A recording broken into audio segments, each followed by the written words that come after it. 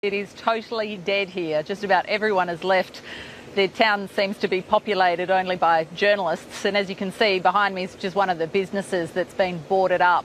The people that we've seen are just lingering to finalise their preparations, screwing boards like this over their windows, packing their cars, packing their trailers and getting out of town, because where I'm standing here down on the beach is part of the mandatory evacuation zone affecting both North and South Carolina. So about 1.5 million people are on their way out of here, and there was a lot of traffic heading out of town as we were heading in this morning.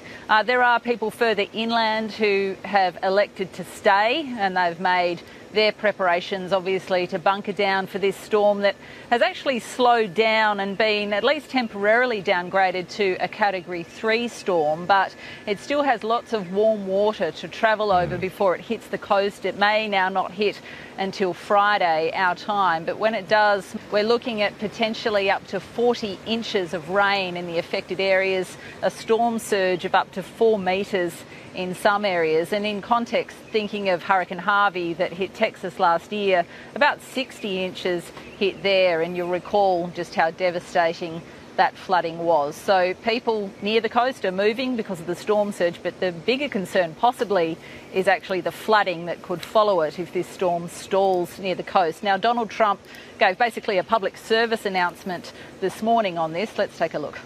Hurricane Florence is fast approaching. It's going to be here over the next 48 hours, and they say it's about as big as they've seen coming to this country, and certainly to the East Coast, as they've ever seen. We'll handle it. We're ready.